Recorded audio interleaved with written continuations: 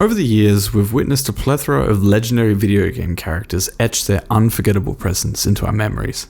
Names like Mario, Master Chief, Samus, Link, Zelda, Lara Croft, Nathan Drake, Joel and Ellie have come to define genres and inspire entire generations. Now, I come before you to confirm with absolute certainty that this is not one of those characters.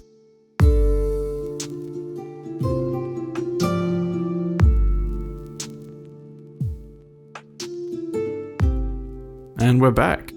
Hi. So a couple of things have happened since the first video went up, which I'm sure you've noticed. I honestly expected maybe 12 people to watch it, if I was lucky, not 120,000.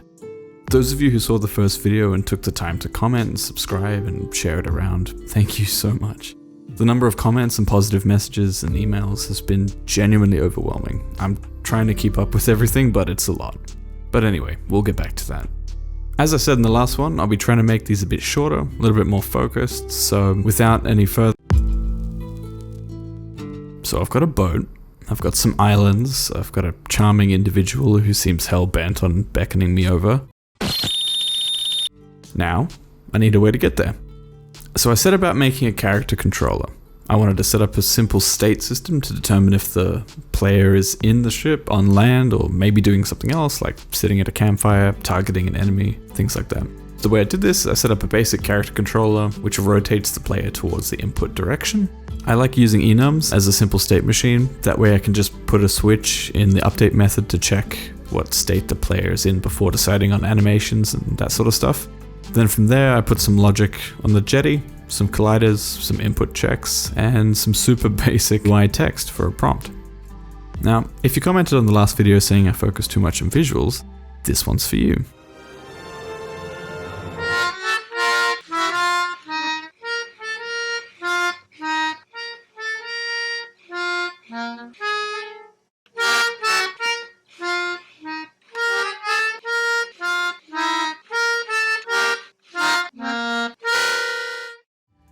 Now, I'm not going to teach you how to make a player controller. You can just go watch any number of videos of people explaining exactly that.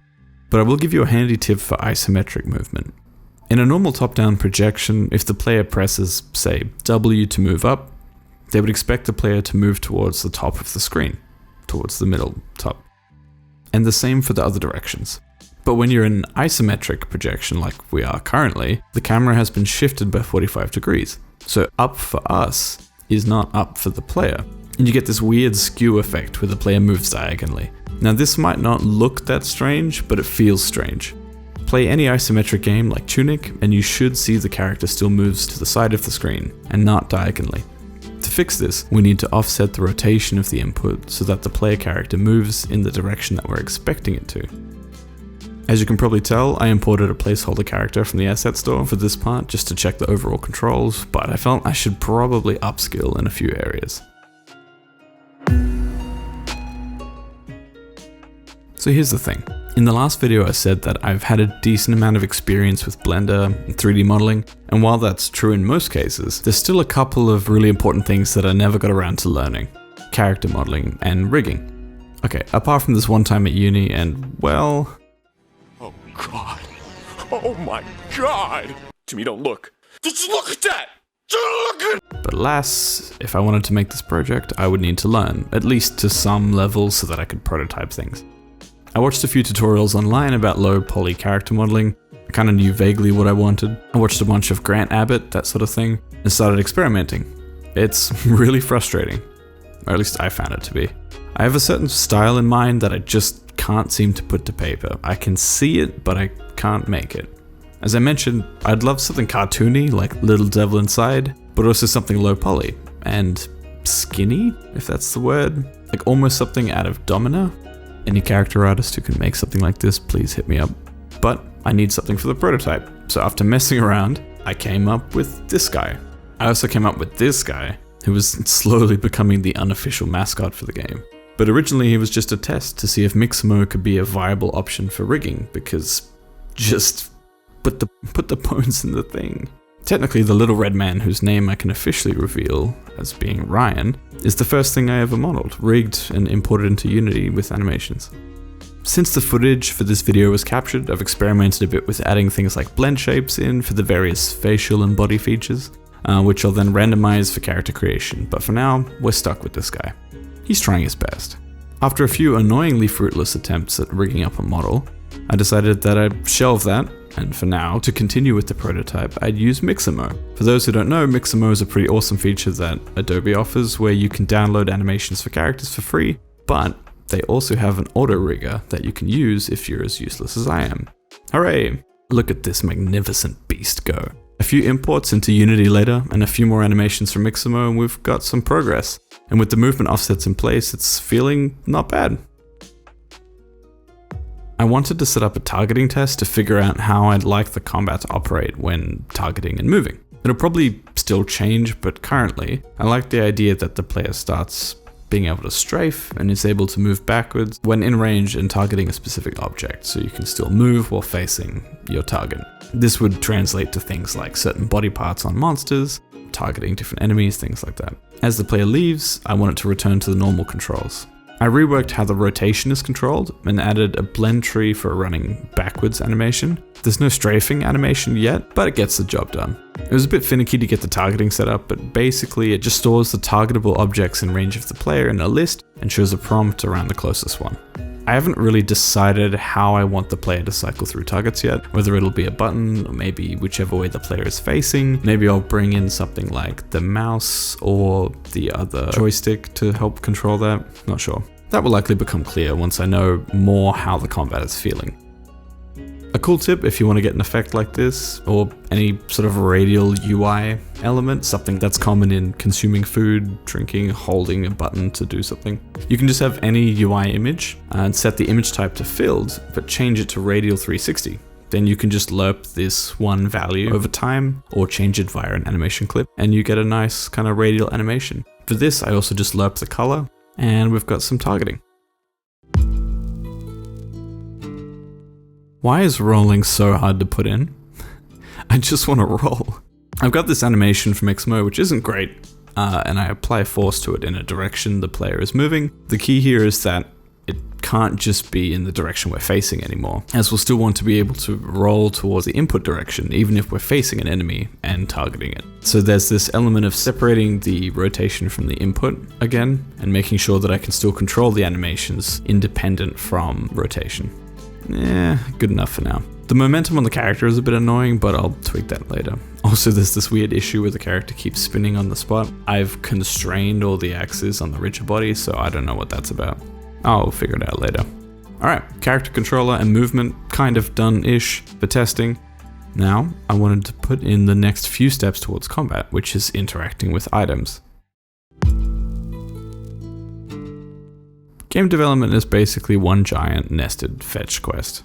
There's the thing you want to work on, and then the 400 smaller things you don't want to work on, but you have to in order to make the thing you wanted to work on happen. In order to make combat happen, I need to make weapons happen. In order to make weapons happen, I need to make items happen. So, I took the time to set up a basic inventory system. Nothing really interesting to show here, it's mainly just logic at this point. I created some logic in the form of scriptable objects that would hold information about items that players would interact with.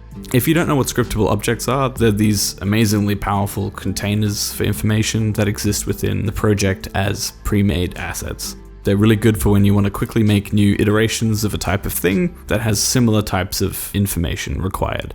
For example, if you need 500 different weapons in your game, just make one weapon scriptable object with all the necessary information that weapons need in your game, and make new ones for each unique weapon. Then you can reference them at runtime and access the relevant information. Handy tip, you can even set this up in a CSV and write some editor code to import the CSV and create scriptable objects from it. If you're interested in that, I can put that in a separate video.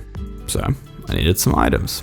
I quickly modeled up a sword, a shield, and some armor as test objects for the scene. Then, with the item logic being informed by the scriptable objects, made it so that you can pick up items and add them to a list. For now, since I don't have any UI for an inventory, I've made the sword and shield automatically equipped. Again, similar to targeting, I just have a UI that pops up when the player gets close. Now, we're ready. We've got items, we've got movement, we've got targeting. We've got our boy here looking pretty schmick with all this stuff. Now, if only I had some monsters.